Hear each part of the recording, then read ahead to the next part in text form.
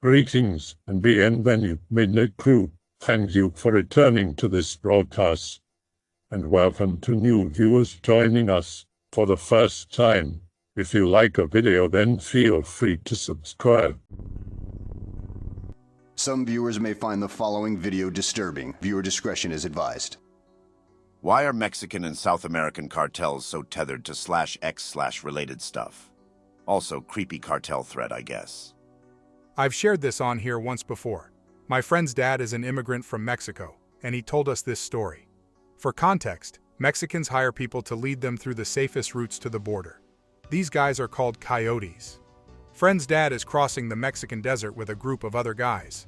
Night falls and the coyote says, "We have to sleep here tonight." One of the big concerns is accidentally wandering into cartel territory, but the coyote insists that they're safe. Desert darkness, very little light besides the moon.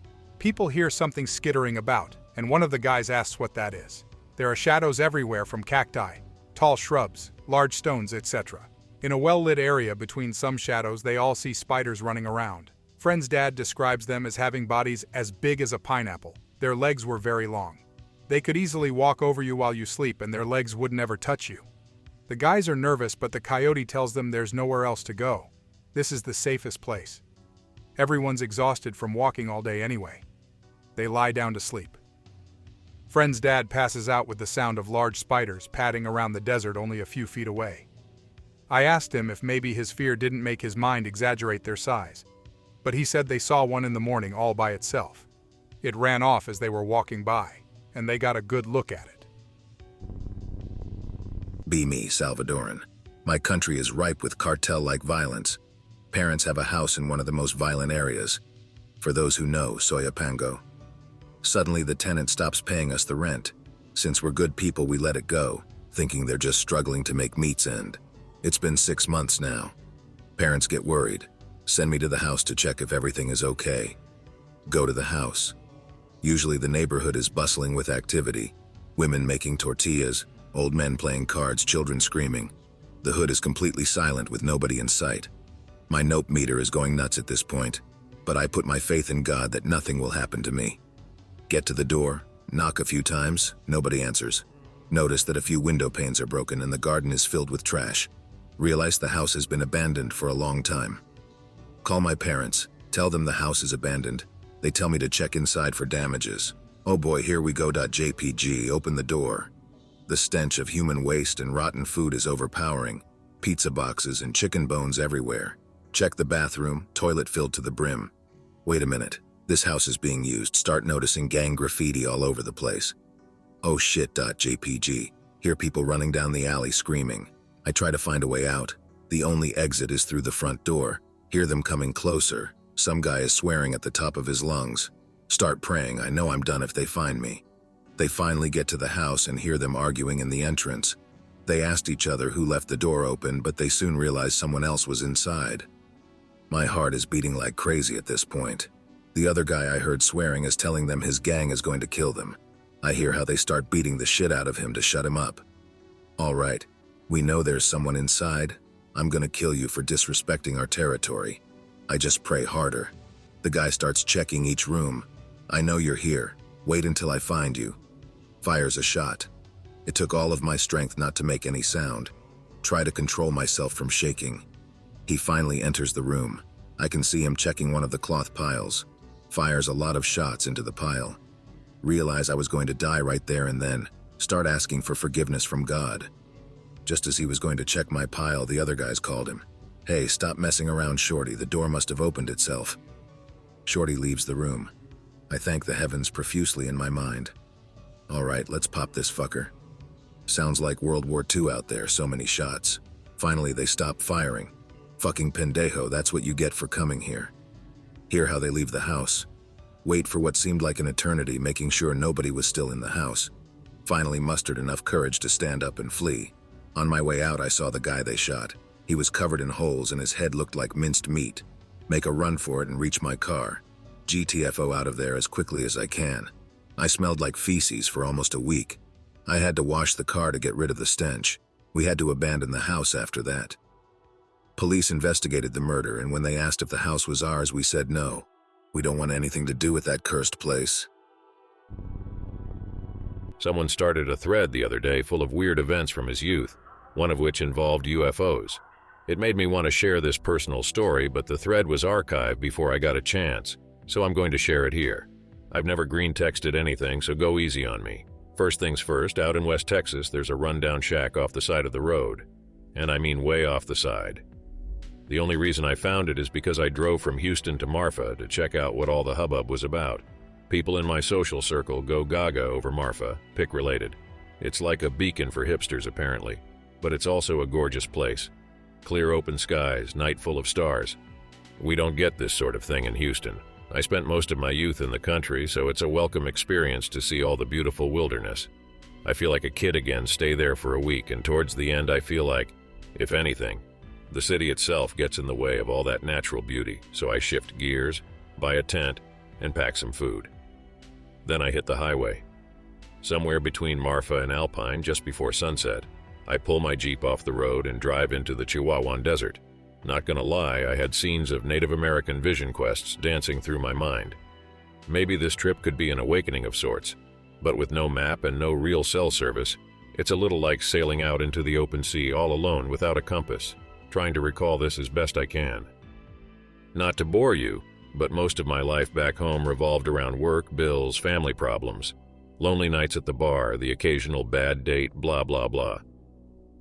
This is all just to say that I guess I'd been searching for a reset button, and driving into that desert felt kinda cool. It's sunset and I see something, a small hill, all jagged along the left side like someone had blown out a part of it. Maybe a mining operation. The jagged side is all lit up by the setting sun, so you couldn't exactly miss it, but you also couldn't quite make it out entirely. I speed towards it feeling like Mad Max, a cloud of dust behind me. Takes a while. By the time I actually make it around the hill and I'm facing the blown out side, the sun has set. Pitch black. Just the headlights. My Jeep rolls to a stop and my headlights catch something about 50 feet away. An old rundown shack sitting in front of the rocky face of the hill. It looks like a spooky face gaping at me. 2 front windows are busted open and the front door is missing. The Scream.jpg. At this point, I'm actually a little spooked. This isn't too far from cartel territory. What if I find dead bodies piled inside? Nah, I'm just letting my imagination run away with me. Shut off the Jeep and walk towards the shack. It's quiet. I'm talking about dead silence. Nothing but the crunching sound of my footsteps. No skittering of rabbits, no wind. Just like the desert is holding its breath. I approach the shack and notice the front door isn't missing. It's just a few feet in front of the doorway, like it's been blown right off the hinges. Inside, the place is barren. A staircase to my right leads up to a second story, which seems odd. From outside, the place looks like a single story. From the base, I can't make out anything upstairs. Man, I should have left my headlights on, I think. It wouldn't be so dark in here. Oh well, too late. I march up the creaky steps and that's when things get weird. First of all, the whole upstairs is completely furnished. Nothing fancy, but decent. On a small table sits a round wooden box. Curious about what's inside. Just then, in the distance, I hear an engine rumbling. Sounds like a big truck speeding towards the shack, like, man, this thing must be flying. Figure I ought to get out of there. But curiosity wins out. I walk over to open the box when I realize someone is in the room with me. It's dark, but I can make a figure out in the far corner. Feel paralyzed, not even really scared, just like I can't move. Outside, I hear the engine rumbling loudly. Then a weird sound. You ever heard a calf calling for its mother? This sounded similar, only it was quick, like it was almost barking. I hear a bunch of these outside, then downstairs, then coming up the steps. They sound slow and heavy. I begin to feel very weak, like I'm drunk, and the figure in the corner walks over to me. I feel him touch my neck and then everything goes black. When I woke up, I was in my Jeep, but it wasn't where I'd parked it. No shack, and I didn't see the rocky face of a hill. I was just right up against a big-ass cactus, and I felt hungover. I managed to find my way to the highway and figured out I was by Fort Davis, which is like 30 minutes from either Marfa or Alpine. Some background. My family owns land in Mexico near the border. Great-great-grandparents bought it from the government, who had previously seized it from local Indians. As a result, over the generations we've found numerous artifacts and whatnot, including skeletons. We don't keep anything though. We donate everything to a museum in Tecate, or just leave it where we found it. Although there is a mostly modern house on the property, there is also great-great-grandpa's house on the opposite corner. No one has lived in it since 1990 or earlier, and it's just been sitting there slowly crumbling to dust. It was furnished and okay looking, but got ransacked by the cartel or some shit, and everything of worth is either broken or stolen, and everything else got left to rot. Near it is an equally destroyed chicken coop shack. I remember being a kid and running through it, scaring the crap out of the chickens and pigeons, but now it is empty, rusting, and structurally unsound. It is quite large though, so kind of like a small apartment. Again, all this is on the edge of the property, closest edge to the border, and farthest from neighboring ranches. Anyways, be me. Typical American city slicker. Go to Mexico about 1 or 2 times a month to hang with cousins on a ranch. Fun times. About 6 months ago, I started having this weird-ass dream. Every single night without fail, I'm on our property walking down a trail towards great-great-grandpa's house.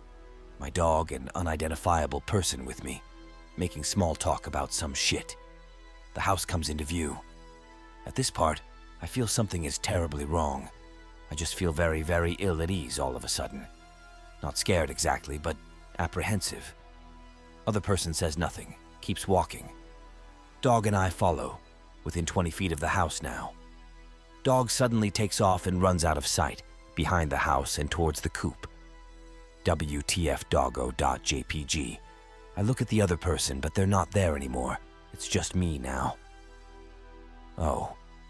Greentext is annoying so normal words now. Now something about the general atmosphere of the dream changes. Lines get sharper, the shadows get darker. I'm not exactly sure. But something changes, and nothing seems familiar or welcoming anymore. I'm about to start walking in the direction my dog ran in when I hear the most god-awful noise I have ever heard. It is some sort of screaming, but not exactly an animal and not exactly human. I don't really know how to describe it, but it is not a noise made in fear. Just by hearing it, you know that whatever is making is me angry, very angry. It is a noise made by pure rage. At this point, sometimes I wake up and my ears are ringing. I don't sleep for the rest of the night. Sometimes I don't wake up just yet though. If I don't, then the screaming continues for about 15 dream seconds, during which I cannot move or do anything. The world gets distorted slightly more by the end of it, again not incredibly noticeable, but increases the sense of being unwanted and foreign. Although every fiber in me is telling me to GTFO of there and I don't look back, I pull a white person in a horror movie and run after my dog. Get behind the house and don't see him, so I go into the coop. He is not immediately seen there either, but what I do see distracts me from finding him. In the middle of the coop, facing away from me, is a guy.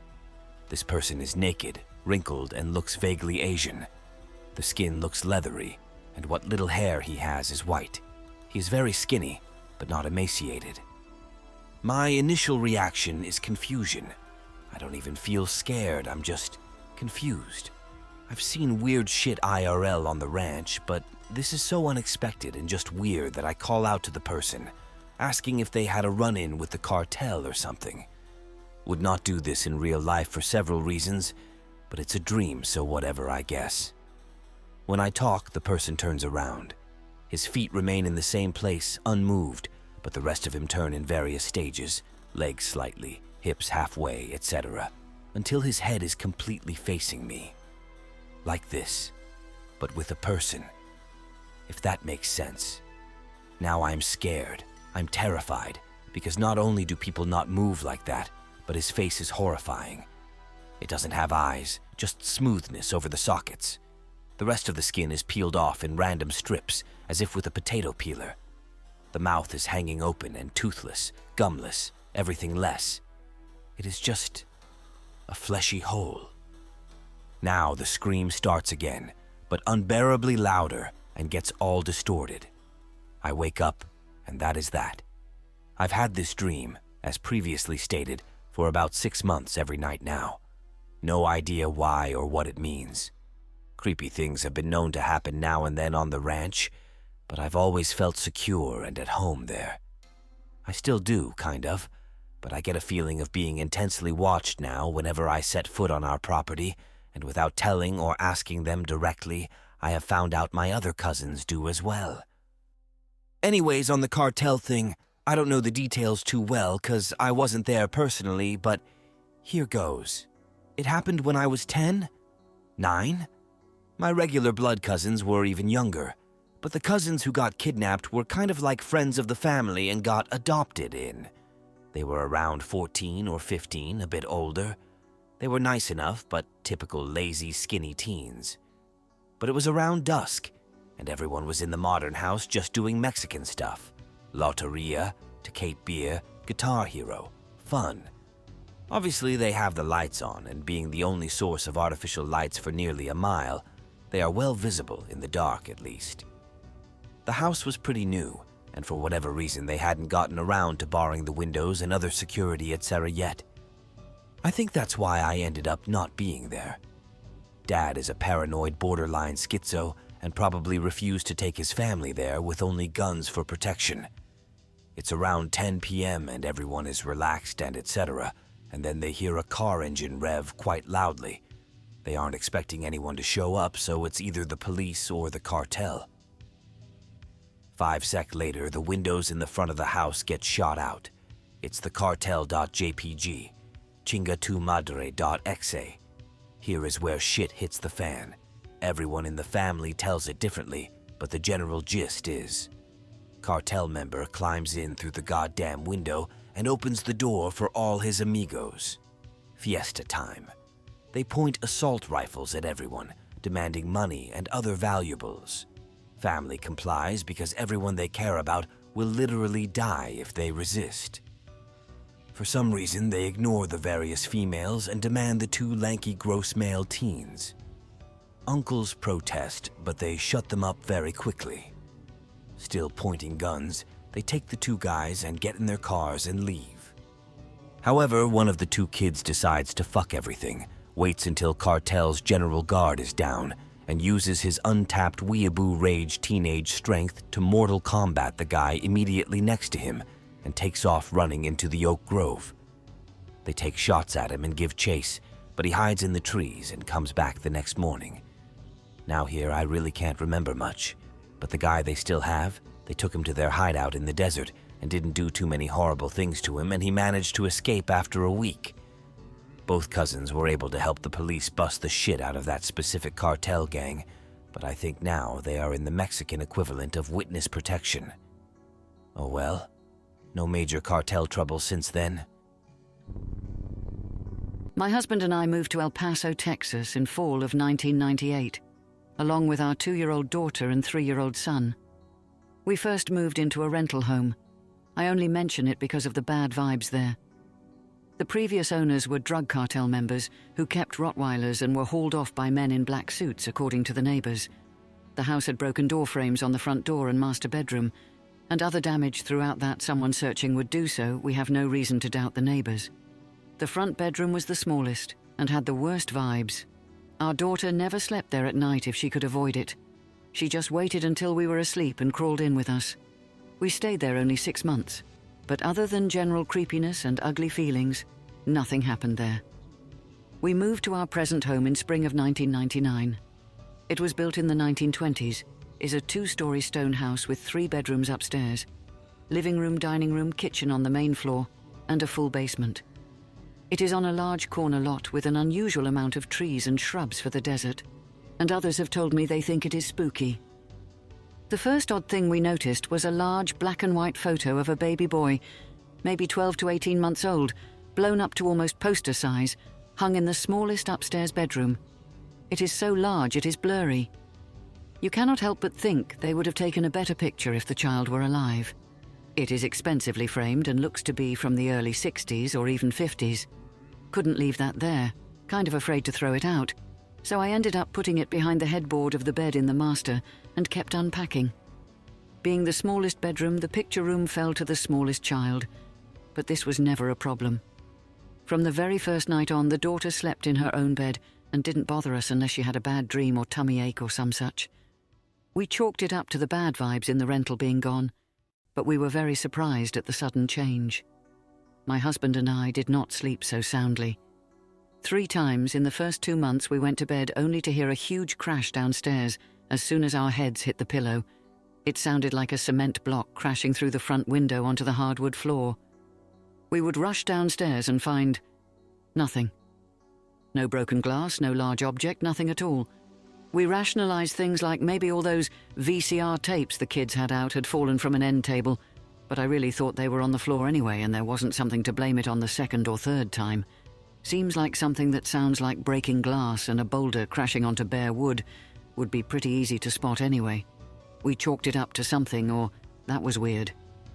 About 2 months after we moved in, my husband and I finally moved the last 3 or 4 large furniture objects to the floors they needed to be on, and we were exhausted.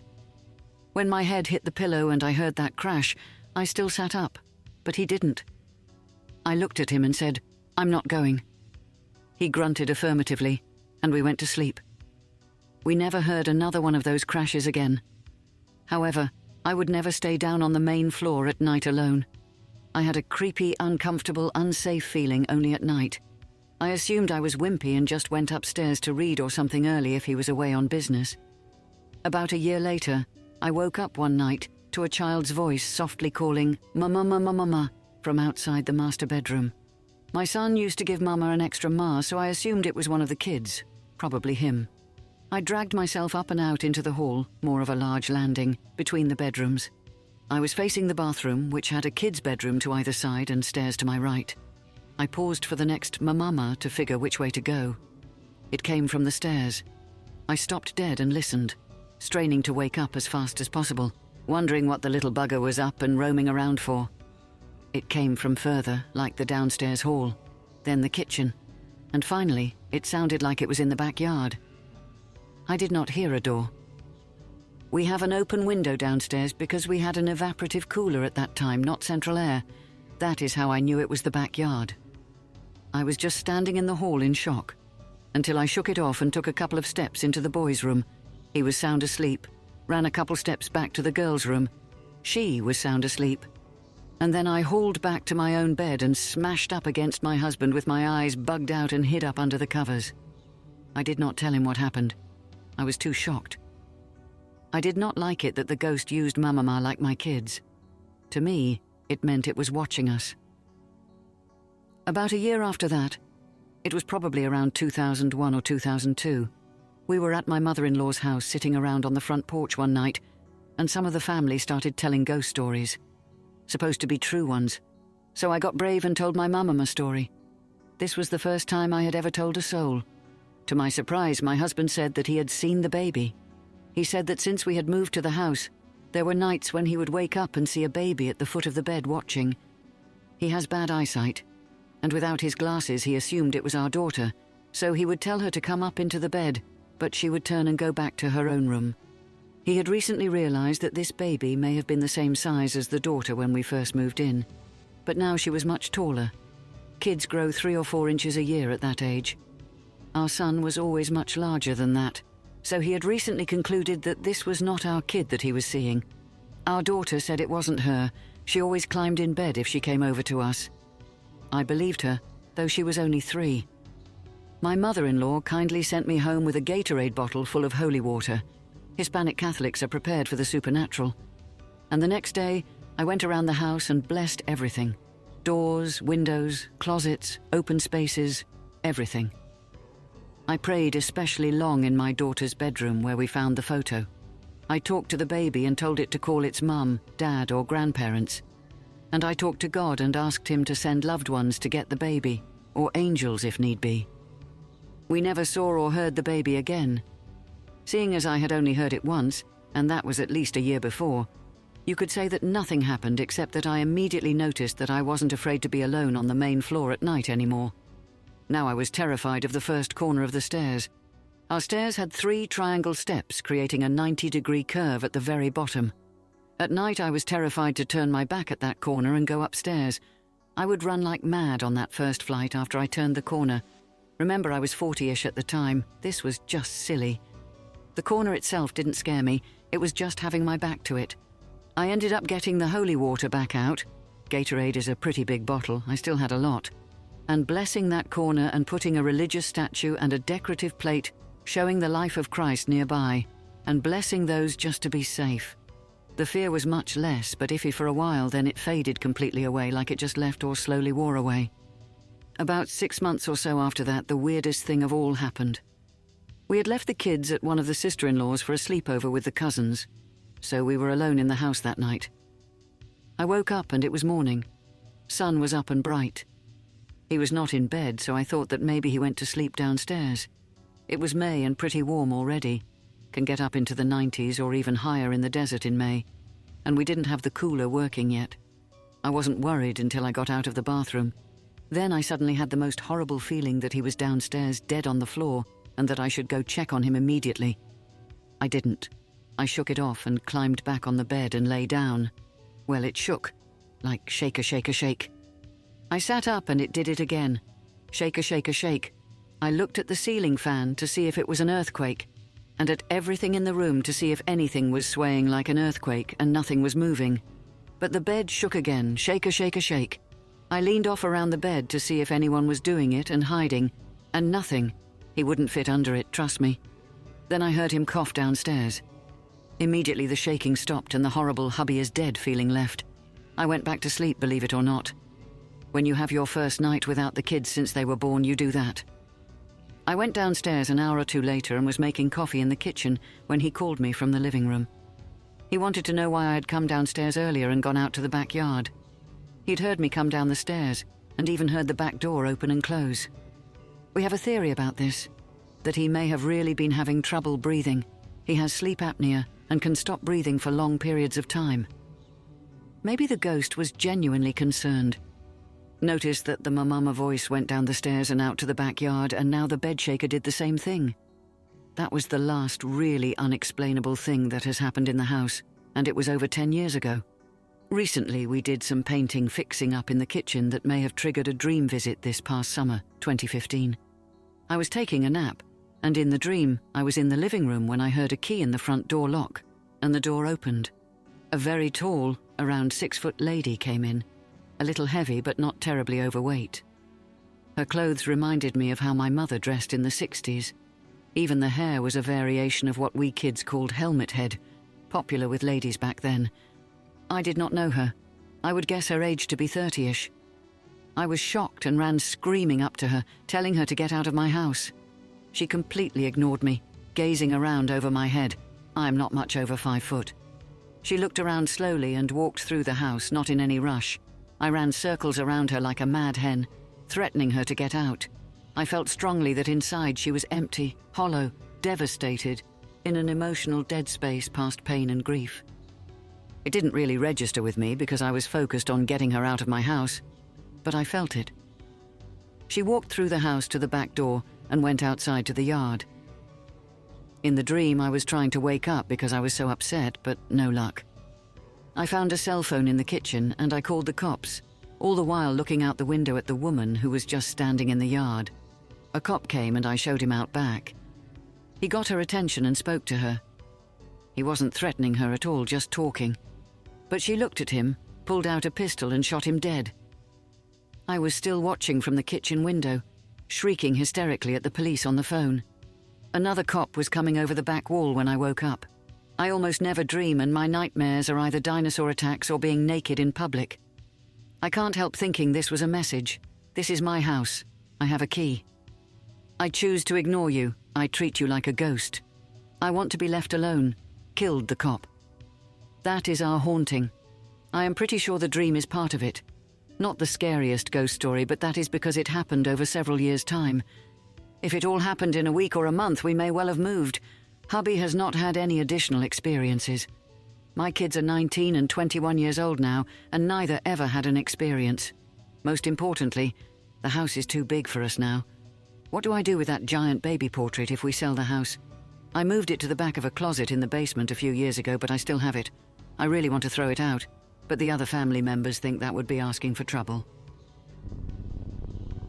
Don't know if anyone here will believe me, but I'm actually pretty certain I encountered some gnomes while I was working last year. I work for the phone company laying down fiber cables for internet and occasionally phone lines. Get a call about a new development that needs an internet. Out in the middle of nowhere, but this is in Texas, so we have to go out to nowhere pretty often. When we get an order like this, we usually send 2 people out for a preliminary report of the area, where the lines will run, etc. This time I get matched up with Paco, alias for the story, not his actual name. Pretty good guy. We had worked jobs before, but came from south of the border. He still acts fairly gringo for the most part, but is very religious. Anyway, me and Paco are driving to wherever these lots are. Again, it's fairly remote. This contract is a little unusual, as we were supposed to meet a contact. Usually we just pull up and finish our job alone. As we're pulling up to the address, it immediately strikes me as odd because unlike a normal housing development, there doesn't seem to be any leveled land. There's still plenty of trees and shrubs everywhere. Whatever, we're just here to see how our cables will get there from the existing lines. See the guy we're supposed to meet wearing a long trench coat? Kinda like Columbo. Real suspicious because it's Texas and it's hot as hell. Okay, so maybe we're laying cable for a cartel. Again, not my problem. Notice that Paco is looking unusually nervous, but given the situation, I can't blame him. Might have seen some cartel action back home, who knows? We park the van and walk up to this guy. He starts wobbling back and forth like he's drunk or on something. Hey, can you show us where you want the cables to run? Guy starts leading us through this underdeveloped lot. I look over at Paco and see he's sweating bullets. I'm starting to get nervous myself. Feel like we're walking towards our own cartel execution video. Eventually we stop, seemingly for no reason, in a fairly thickly overgrown area, waiting for this guy to give further explanation, but instead he just points in the brush. Think he's pointing at nothing, but then I see it. Dozens of toadstools littered around. At this point, Paco is close to having a mental breakdown. So nervous, he's crunching a bag of tortilla chips he carried for religious reasons. I've never seen him so shaken up. The guy in the coat notices this and starts to reach for him. He trips on his oversized coat and falls over, losing his coat in the process. Turns out it was just 3 2-foot men standing on each other's shoulders. Paco cries out, "Los Duendes!" I make a run for the car and peel out of there, forced to leave Paco behind. But it's what he would have wanted given the circumstances. Seriously, the most scared I have ever been in my life. I hope that you enjoyed tonight's broadcast. If you enjoyed tonight's story, then please subscribe to the channel, as more green texts will appear daily. A new broadcast will appear when the clock strikes midnight Central Time.